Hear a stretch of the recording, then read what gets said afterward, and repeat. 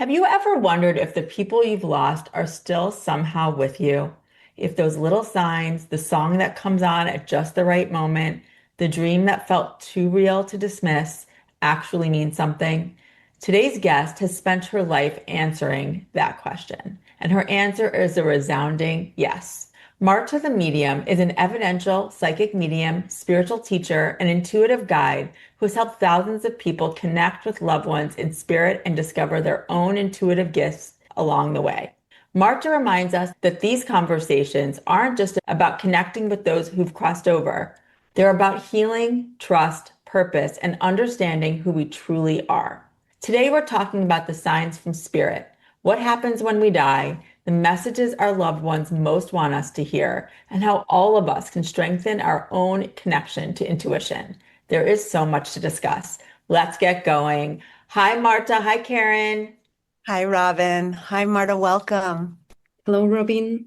Hello, Karen. Thank you so much for having me on. Oh, we've been so excited for this conversation, Marta. Your energy is just so special, and it just comes across in everything I think that you do and say. And I know we want to ask you questions about, growing up with all of these visions, but just in the intro, as Robin was reading, it struck me that people might not know what an evidential psychic medium is. And I would just love if you could just put it in your own words. Mhm. And how do you define it? Yes. I love how you introduced me. I normally don't introduce myself as an evidential psychic medium, but yes, I am definitely spirit-led. So I truly believe that it is the spirit world that defines the evidence. So the way I understand it is when I do mediumship readings, I allow the spirit world to be an integral and an active part of a living conversation, which means that I am not having any prefixed ideas what an evidence will be and what I will be looking for from the other side. I just open myself up to that possibility, to that conversation with people's loved ones, sometimes spirit guides and angels as well. And it is them who decide what is the most important first, let's call it piece of evidence that my clients need to hear something that's going to make them feel, know, perhaps believe if they have not fully been converted or they are not really fully aware that it's still possible. And I truly believe that sometimes it is something that for me will not be very meaningful, but it will mean everything to my client. So it's about removing my ego aside and allowing the spirit world to decide what evidence they want to bring. I love that. So helpful. It really is. I just to add a little bit to that, and then we're going to dive into your story. You had sent me a note about one of my deceased loved ones, and there's more to it, which we may get to. But one thing that when you started out, when we're talking about evidence, you said, I keep hearing jazz music and being shown a saxophone. And I knew immediately what you were talking about because with my dad, our song together and with my family is Call Me Al by Paul Simon. And in the music video, Chevy Chase is playing a saxophone.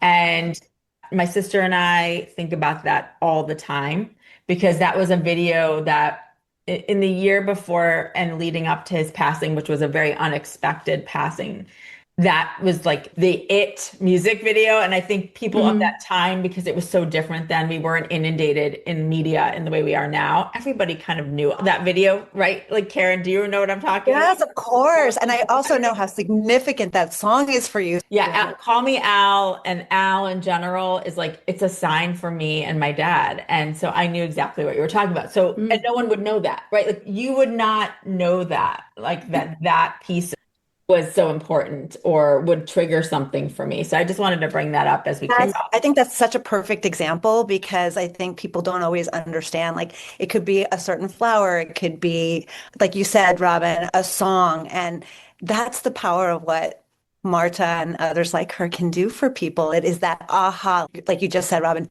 nobody could possibly know that, which is what makes it so magical and meaningful. Yeah, so tell us about growing up because your awakening is really unique and you had these gifts before you had language for them. So what did that look like for you? My childhood was very challenging. It was full of fear and I felt very lonely. So I am not going to be able to give you a romanticized version of a spiritual awakening because mostly my reality as a child was constantly denied. I could see figures in my room, and the nights, they were the busiest and the scariest parts of my life. And there was a particular person, one of my loved ones, that would appear at night. I know now that this is my great grandmother, but there was an elderly woman in a headscarf who would stand beside my bed every night, leaning over me, watching over me. And I ended up sleeping facing the wall with the covers pulled over my face, begging my parents to allow me for the lights to stay on.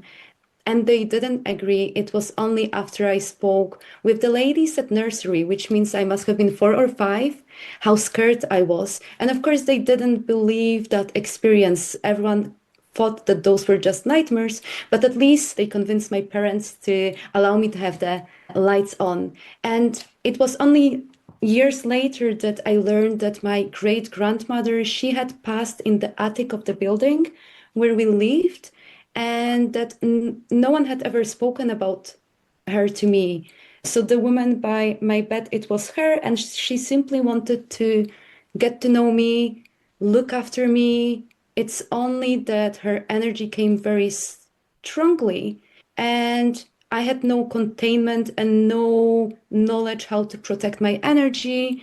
And the fact that I was told from very early on that those experiences were not really real, it contributed to so much confusion to the extent that I've experienced so many astral traveling where my soul really wanted to leave the body because it was too much to really experience what I was told wasn't real in my human body. So, what people would have told that they were dreams, I know they weren't. So, I have vivid flashbacks of hovering above the neighborhood at night and then coming back and getting that sensation, a jolt in my body when I actually returned. It was a way of my soul and body regulating itself given the circumstances. But there's so many examples how because I wasn't able to fully digest or understand what was going on, my physical body really struggled. Since I was a child, I had severe hemorrhages and nosebleeds. I had severe heartaches, but I was told by everyone that it wasn't anything serious. And for a child, when you're told that those physical experiences are not severe, then you stop trusting your body as well. So it was very, very scary. Oh, that's so heartbreaking. It makes me wonder how many other children are suffering the same way and don't have the words or the people to understand and help them through those experiences. Oh, I'm so sorry that you went through that, Marta. Can you flash forward a little bit for us then? Life went on, and you went on to run a translation agency. You got a PhD, you had Yes. kids, and then you reached a point where everything cracked open. Can you take us to that moment and how that happened? Yes. And I can see Spirit is showing me 3 different points. But yes, for a long time, I did what a lot of intelligent, capable women do. I built a life that looked right on paper. So, as you've mentioned, I ran a translation agency. I was doing a PhD. I was raising my children. I was very good at functioning, but I was completely disconnected from myself. And you know now why, because this was my childhood experience and this is what I carried on to my adulthood. So, what cracked me open in the first place was survival. I came from an abusive marriage. I had panic attacks that took the floor out from under me. And there was a period without a home. I was raising 2 children largely on my own. And it really began when I was going through my divorce, 4 years and a half in court. And I remember one day I started hearing the voice of my grandmother in spirit, my father's mother. And I remember this really vividly. I was very stressed. I felt very low and I was preparing myself for one of the court hearings. But this voice, it was calm, it was uplifting, so steady that I knew it was not coming from me. I had that knowing that it was my grandmother. So straight away, I started searching. I started Googling spirit. I've started watching things on YouTube, and I kept bumping into readers and psychic mediums. Until then, I had not even known they existed. So, yes, two particular readers online, one medium in the States whose book I bought and I kept watching. And she ran a raffle, pulling names from a basket for a free reading. And I remember I was on my way out to collect my children from school, and Spirit kept telling me, I'm very clairaudient, so they talk until I do something. I'm like, okay, okay. So they told me you need to submit that image, photograph of the book, you're going to get a reading. And I'm like, no, what are the odds? I'd rather like book myself a reading than to take part in a competition. Until then, I've never had a reading. So I carried on with my day, and then I woke up next morning. Because of the time difference, I didn't attend the live session, and the spirit told me, go to this recording and fast forward the raffle results. And here she pulled my name out of the basket, and I got my first psychic medium reading. And during this reading, my grandmother came through, the one that started communicating to me while I was getting a divorce. And this psychic medium told me, by the way, do you know you can also do it for other people? You're also a psychic medium. I'm like, no. Oh, wow. So that was Wow. like one of those stories. And the other one, there was another psychic medium who used to do tarot readings and mediumship readings live. And I found her and I was fascinated. And one day I heard Spirit telling me, you're a psychic medium too. And I just laughed. It was so funny, not because it was only funny. I have a very logical mind, and the idea felt absurd. The laugh, I truly know now, it was a defense because something in me already knew it was true, but I wasn't ready to let it land. So the real tipping point came slowly after that because through other people, I started reading friends and then friends of friends, and it spread by word of mouth. And every time my ego got loud, saying, is this even real? You have spent your whole life being judged, and now you want to be a psychic medium. Every single time I was just still not completely sure whether it was something I was meant to do. A text, an email, someone telling me how evidential the reading was contacted me. And it wasn't just evidential for the sake of being evidential. People kept telling me how much it helped their grief, how it had saved them. And Spirit kept me on this path and would not let me step off it until one day I had this conversation with the spirit world and then with my ego as well. And I've decided that, okay, there's no plan B. I am doing this 100%.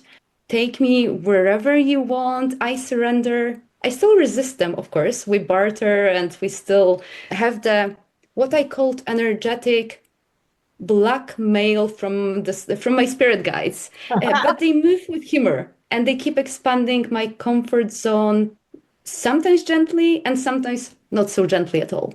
That is quite a story, Marta. And from having talked to you before, we know that you actually just live your life with spirit. Like you are very much in contact all the time. It's not something you have now ways to protect yourself and so forth, but you're very Mhm. much co-living with, Yeah, that's a great way to put it, Robin. Yeah. like with spirit. I was just going to say, when we had our first conversation, I think that was what we found was so unusual and special about the way you converse. You actually are really living it, embodying it on a day-to-day basis. So we can talk to you, but it's like Robin said, it's like your angels and guides are with you in the Mhm. room. And Yeah. you're translating for us what they're adding to the conversation, which is so beautiful. And it really brings that dimension that we're in the 3D world, it brings them really to life in our conversation. Yeah, that was the thing that I think we were so inspired by was that you're very open when we were talking, and even in this conversation, you're listening to your spirit guides. And usually there's like a specific one, it seems like is kind of more at the forefront. And so you bring that into the conversation. You're open about that, which I think is really cool for people to see and hear. Because if we open ourselves up to it, many of us have that ability to be conversing with spirit in that way. It's one of the things that also made me really choose, like, I've really wanted to do mediumship readings, and I've really wanted to teach other people how to establish a relationship with their own loved ones, because I've realized I have a very beautiful relationship with so many of my loved ones in spirit. I drink coffee with my mom, we listen music, I speak with my grandfather, he still teases me, and there's so much humor, and it doesn't deny my grief, but it's beautiful. But I've realized as I carried on speaking with various friends of mine and people that not everyone had the same connection with their loved ones on the other side. And then I thought, oh, what a shame, because everyone is able to connect with their own loved ones. And I so much wanted other people to be able to do the same. Definitely. And I feel like with the way that you work with people in terms of readings, whether it's a one-on-one or it's a group reading, when we talk about spirit, it can be spirit overall. It may be a deceased loved one, it may be a spirit guide. And for those who don't know what a spirit guide is, can you talk about that? Because I do think sometimes people who are listening to our podcast, they're open to what that means, but they don't necessarily know. Okay, I consider angels to be spirit guides as well. But yes, we do have loved ones, angels, and spirit guides. And I truly believe that spirit guides, well, some spirit guides, they've been with you for lifetimes and they are allocated to you and they know your higher purpose, they know your life lessons, and they are the ones who are meant to push you out of your comfort zone so that you can carry on evolving. And not all of spirit guides, I think most of the spirit guides, they've never walked here on earth, they've never experienced this human experience, so they bring the knowledge from other realms. So yes, there are spirit guides, and then we have angels. And I agree, because many people, they consider angels to be spirit guides as well. We have archangels, and we have also a guardian angel, which is our own personal guardian angel that again is allocated to us. Angels are able to help us to see our life lessons, to see our human experience through the lens of this unconditional love. So I truly believe that all those beings, they really support us with anything that we need at a given moment. I think it's so helpful to help us all visualize and paint that picture of what is really going on. It makes us all feel less alone. And realizing that we have this team, this unseen team that are behind us at all times that we have access to and are dedicated to helping us on this journey. So if we can call upon them, and I hope we'll get a few of those ideas from you about how we too can tune into our own spirit guides. And then there are different ways of tuning into them, right? There's all the clairs that we can use on our own. There's ways of communicating through channeling, through your own journaling. There's just so many different ways that we uniquely are able to do those things. Yeah, and you mentioned this knowing that you have and then being clairaudient. Can you explain what that means? So spirit uses various clairs when they communicate with us. And those are, well, spirit doesn't have a toolbox, which means they have their own language that we translate through our human senses. So there is clairaudience, which means it's a clear hearing. We hear spirit. So I hear spirit internally. Sometimes I can hear a voice outside as well. There's clairvoyance, which means clear seeing, which means it is seeing. Well, as a child, I used to see spirits with a naked eye, and then I've realized that, well, I've been taught that I can negotiate and I perceive more things through my third eye. So it happens as if they were dreams, images, videos. So that's the way spirit communicates. There is clairsentience. So spirit is able to make you feel. You can pick up on your loved one's emotions. You can pick up on your loved one's way of passing. That's clairsentience. And then you've got clairgustance and clairalience, so you can smell and taste, which means you can all of a sudden smell your grandfather's cologne or taste your grandmother's favorite cake. And so Mm. those are different ways how spirit communicates with us, and those are very subtle. Is claircognizance the clear knowing? Oh yeah, there is also claircognizance, knowing. You just know. It just like lands as a truth bomb, and you just know. You don't question it. Yes. And when you're doing a reading, Marta, I know you talk a lot about the knowing, but do you use all your clairs, or is it really just one, mostly of the knowing and the hearing that come through in your readings? I think it depends on the person in spirit that I'm communicating. I tend to not choose the clair that I want to use. It is the spirit world that choose which clairs they want to convey their message through. And I truly believe that it depends on a person, the way we have different personalities here. So if someone was very talkative, they're going to talk more. If someone maybe was shy, they're going to perhaps convey a message through images. So I don't come to a reading with an intention that I'm going to use a particular clair. I just open myself up and then I allow them to use whatever clair they want to. I love that what you just said about how it really helps you translate the personality Yeah. of the person. So if grandma was a great cook and baker, you might get more of those, the smells. I love that translation. Tell us about how all of these experiences have formed your definition of our soul and what a soul means to you. How do you define it? It's so challenging to put any words, but it's our essence. It's who we are at our core. I believe that we're occupying our bodies only for a very short moment of time. So I think most of us, we try to tap into our soul for most of our lifetime. It takes years to be able to hear. It's our pure essence. It is this expression of the source within us. I truly believe there is an extension of, well, God of your own understanding inside of you. And what happens that when we come here on earth, one of our tasks is to remember who we are at our core, which means that we have an assignment to peel the layers of who we thought we were, what other people told us that we were, which means that we remove those things until we realize, oh, this is my essence, this is my soul. It's very ethereal. You've done a beautiful Define it. job expressing that. Yes. And it helps us all understand that we do have an essence to ourselves. I think that's what we're always battling with. I can tell Robin and I just talked yesterday about a journey that I'm on right now, which is really testing me and is almost blocking out my ability to hear my soul and my angels because it seems like so I have no choice. And I know better.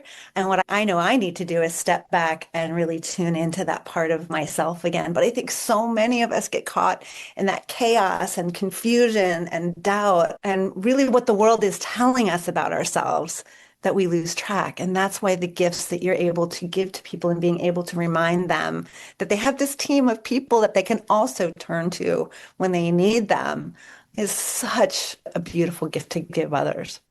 Are there common messages or themes that come through again and again from spirit as you've been on this journey and working with so many people?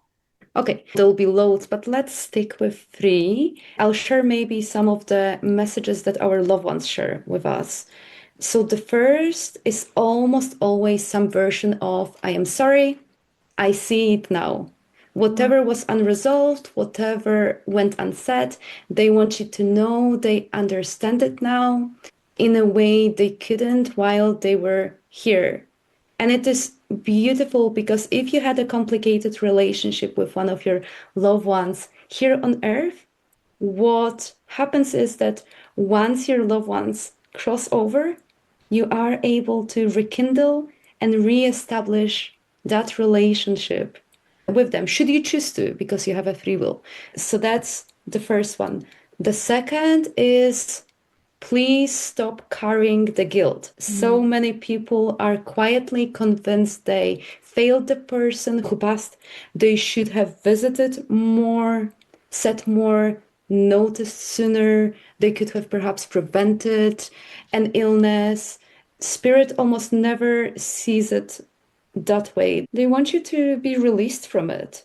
And the third one, leave. Don't put your life on hold to keep grieving me.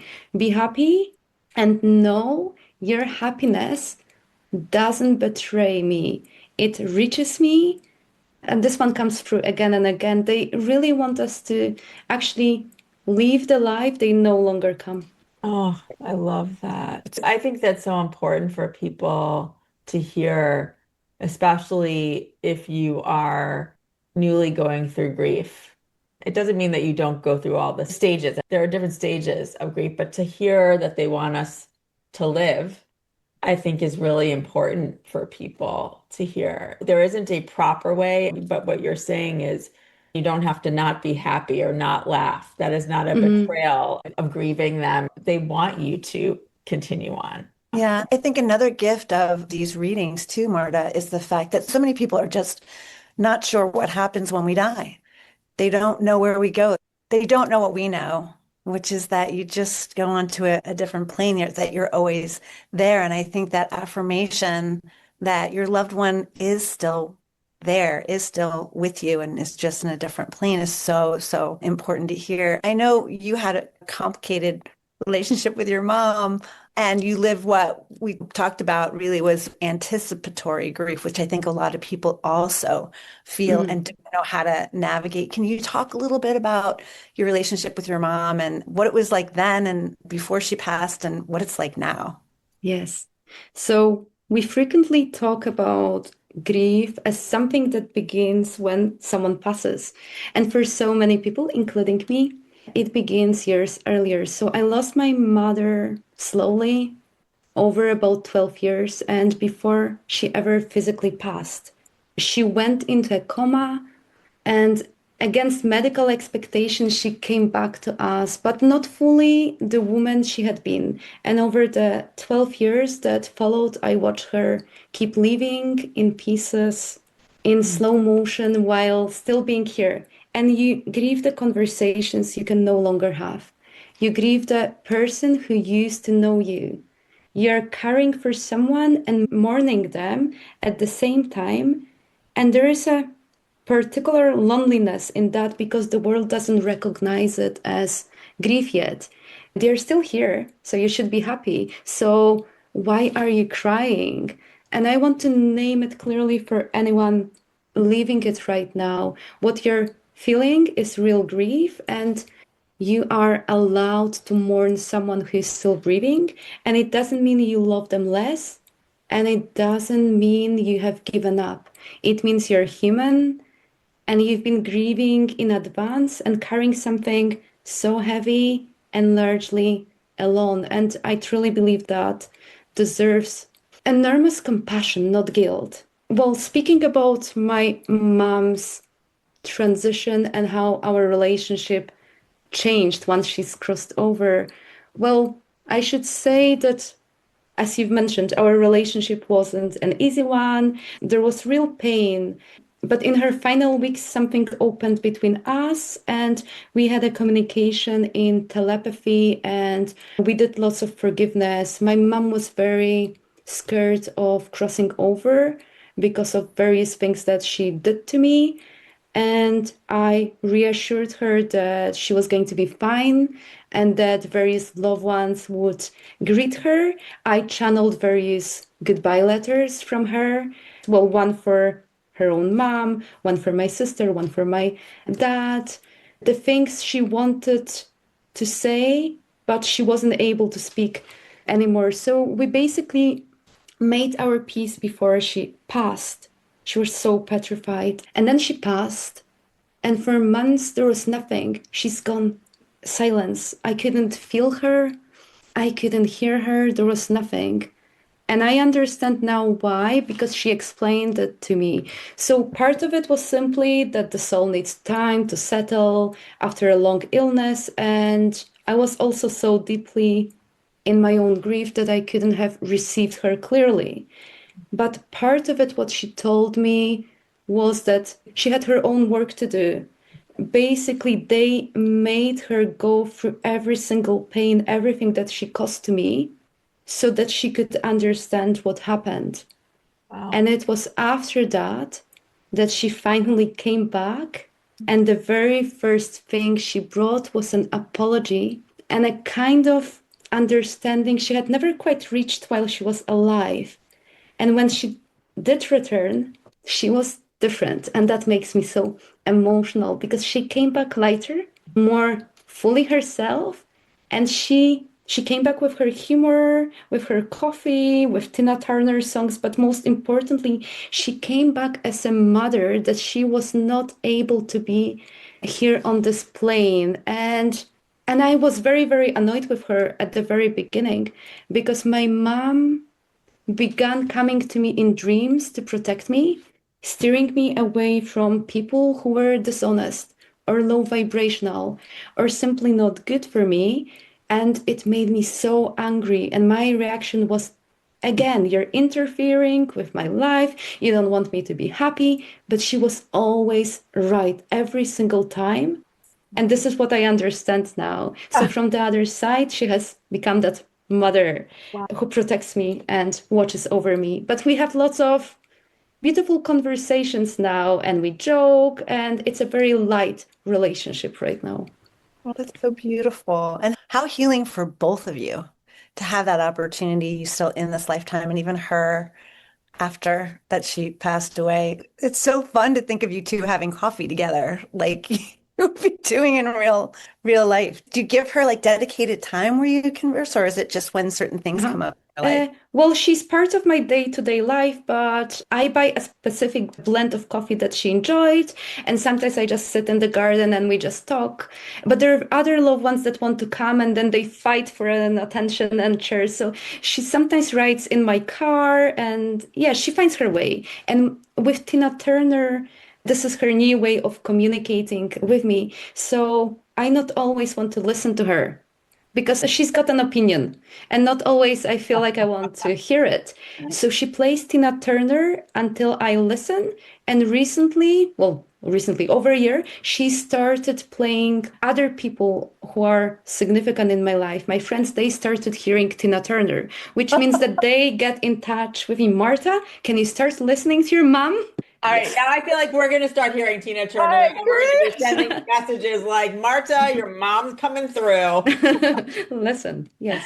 Well, and I want to just say that I think, first of all, introducing this idea of anticipatory grief to people is so validating for many who are going through different situations right now. And then also those who have had a challenging relationship with someone in their life and having this inspiration from you that things can change and that you can actually have a very meaningful, positive relationship with somebody on the other side that was challenging in this lifetime. It gives me hope. I think those who are listening or watching, it gives them hope because there's a lot to be learned on both sides, right? Whether you're in body in this lifetime or on the other side, there's something to be learned from those experiences. Yeah, and so often Robin and I talk about the fact that when someone has crossed over, they're looking for signs everywhere, for signs that they're still around. What do you say to people if they are looking for signs? And I've heard it from so many, and they're like, I don't see anything. Are we overcomplicating it? Are we sending too much conflicting energy to it? Like, what is that about, Marta? What do you tell people? I will say it gently. Well, the very first fact that you're desperate, that you're straining and watching and getting nothing is often the thing in the way. So grief and desperation create a kind of static. Spirit is very subtle. And when we are frantic, we miss subtle. So I would tell to people to stop hunting and start softening. So signs tend to come in the what I call in between moments, in the shower, on a walk, just as you are waking. So the moment your guard is down, this is when those signs normally come to your awareness, and they're almost always specific and personal to you, never grand. Well, they can't be. So after my own grandmother passed, the one we've talked today about, I would catch the exact scent of her fur coat detergent in places it had no business being. And that is what to look for: a scent, a song, a number, a bird that lingers too long. So those are the private codes only you would recognize. But in order for you to be able to notice it, you have to, should you want to, receive signs and symbols from the other side, be present in your human experience. If you are plugged in constantly to your phone, you have headphones, you are going to miss the signs frequently. From my experience, spirit is just waving, hello, I've given you signs on a billboard. You should have overheard that conversation. I'm just trying, and you're not listening. But it's about being gentle with yourself, but being aware of your surrounding. I remember when my mother-in-law passed away, I don't get signs all the time, but the day of her funeral, literally walking outside and vividly smelling her perfume. That's the perfect example. Like, it's a place where there's no reason I should have smelled her perfume, but it was right there. And then I looked up and there was a cardinal on the wire, and she loved cardinals. So I was open to it because I was ready for her passing, I think, and I wasn't as attached to her to the rest of the family. And I think that's why I saw it, but I don't think that the rest of the family in their grief could have seen it at that moment. And I don't think I've ever smelled anything since. That was just, but it was so profoundly her. And I don't think anybody else wore that perfume. It was such a reassurance that she was close and nearby and she was well. And that idea of it's in the subtle moments that Yeah. you can be aware and trust it. I Mm. think often we dismiss it as, oh, that's just a coincidence. And yet, the more you can be open and actually recognize that you're receiving, the more you're going to see and feel and get. It is that believing and trusting. Yes, I absolutely agree that we as human beings tend to dismiss various things. So you might be receiving so many more signs from the other side than you think. So perhaps it would be worth tracking them down. This is what I keep hearing right now, and having a diary of all those signs before your analytical mind starts interfering or before you find a way of talking yourself out of it. Yes. Just Yeah. like you're talking about with Tina Turner, you know, Yeah. you recognize at this point that this is your mom's way of indicating right now. And it may change in the future, but for the Mhm. last year, she's using Tina Turner. I love that. Marta, what are your thoughts based on your own journey now, and even in this conversation with your mom about how much we planned before we got here, how much of our Mhm. path we create for ourselves, how much our soul guides, our soul family influence our path? I think we've talked to so many people who have been able to look back on those really difficult moments in their lives and really see the purpose at some point later, and that those moments can be the ones that open you up to a spiritual journey or spiritual searching or just Mhm. learning more about the meaning behind that. What do you say to people about that? There will be a very complicated answer. Hopefully not too complicated, but I'm getting different Oh, good. answers right now because my honest answer when you ask are our lives planned or do we create our path, I keep hearing both. So I believe we come in with contracts before we arrive. You must have heard it, and you must have experienced as well that we agree to learn certain things, almost like signing up for a particular course before the term begins. So certain key people, certain lessons, are going to repeat themselves until we learn it. What I believe about the free will, I believe we have a free will, but sometimes I question how much free will we have. Sometimes I tease and I laugh with my guys. Yes, you allow me to choose my ice cream, whether I can have strawberry or blueberry, or I can choose what I do with my day. But what fascinates me and what I've experienced is that sometimes I set out to do one thing and my guides quietly steer me somewhere else, and I end up exactly where my growth needed me to be, having done the very thing that was best for me. And then I finally hear them laughing, and I tease them because I didn't even fully say yes. And then I ask them, have I even had a say in that? So I think of life like a game with levels. This is where it might get a little bit of complicated, but to keep it simple, there is a basic level, an intermediate level, and a more advanced level. At each level, you have different set of lessons, different ones that you can choose to learn within a level. You have a freedom in terms of the route that you're going to take, which relationship you're going to enter, which job you take, which city you move to, but the lessons themselves you cannot skip. So they're going to keep repeating themselves in a different form, in a different relationship, in a different scenario. So this is the levels lesson that keeps coming back. But I truly believe that this is the exciting part, that we have a free will when it comes to skipping the levels.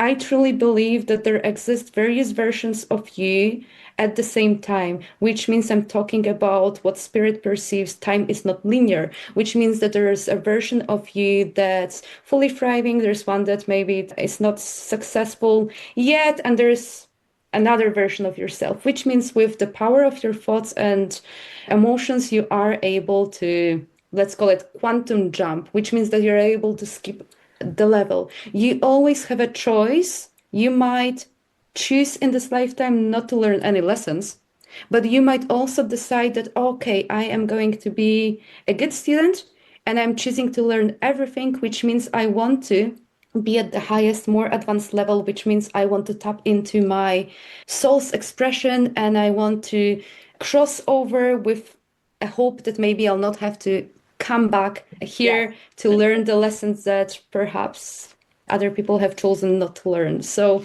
yeah, I don't know how much I've answered your question, but it's always very complicated. So it's not just yes or no.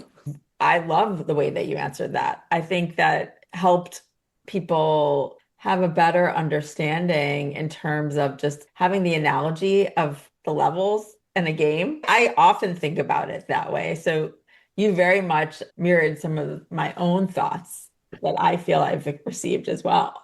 And I So think for people who might be interested in working with you, Marta, it's yeah, always interesting to hear the answer to that question because it does. Robin and I are so much in alignment with that, but not everybody has heard the possibilities of even different versions of themselves and the opportunity that they might have to jump between levels and even understand perhaps why they are where they are at the moment and that they can navigate to different versions of themselves. So I just love that you share that. and or why they keep coming back to it, maybe with a different person or a Yeah. different experience, but there's the same feeling of something that keeps coming up. Mhm. And I think in the way that you explained it, it's helpful to understand why that might be happening. We have a question in terms of what you feel at the moment as a collective that we may most need to hear right now.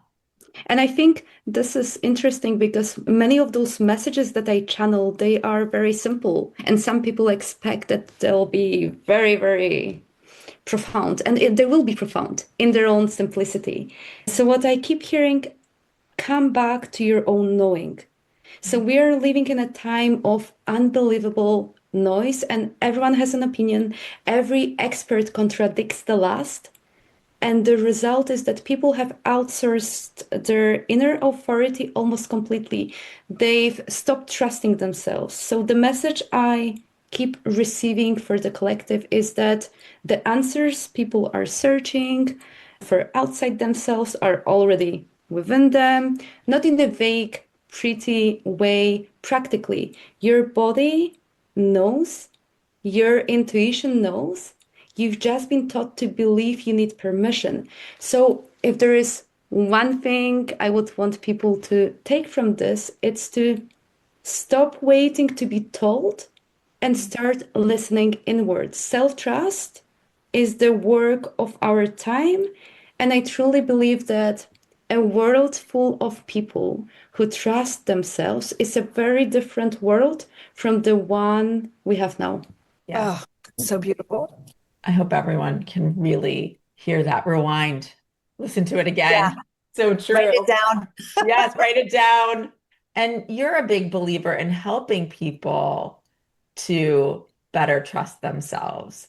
And you really are a mentor and a teacher, and you have so many different offerings. Can you talk a little bit about them? Yes, I will try to keep it as simple as possible. Yes, connecting people with their loved ones is only half of what I do, but everything I offer comes back to one belief. You don't need to keep coming back to a medium to feel connected to spirit or to trust your own intuition. So, my real work is helping people build that for themselves. So, the best place to start is free. I have a 20-minute guided audio, which I called Your First Conversation with Spirit. So you can go to martathemedium.com/gift. And from there are other options. I hold very different in their own nature live group spaces, from silent meditations, deeper alignment spaces, and interactive open spaces. I run various self-paced courses, including the Psychic Mediumship Foundation course and Magnetic Self-Love. And then, of course, I do one-on-one readings and private mentorship. But the simplest thing is to come to my website, browse, and if you're not sure what would be best for you, you can always message me, tell me about yourself, and I will be very happy to guide you. Thank you, Marta, Marta. what Thank you. a rich conversation this has been on every level. Thank you for sharing your story. Thank you for sharing guidance for all of us and really inspiring us to connect with our spirit teams and live a more spirit-led life. Thank you for all Yes. that you're doing.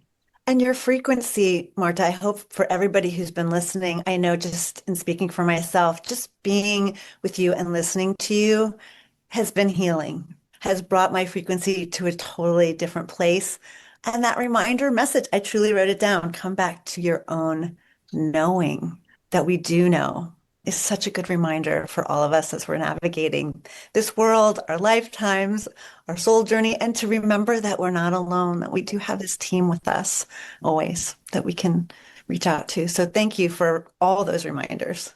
And Well, thank you for having this conversation with me. yeah, And thank you for what you're doing, because it's very beautiful and you're allowing other people to really explore this other realm, and people are having an opportunity to choose and experiment for themselves what work and how they can establish a relationship with the other side. So thank you.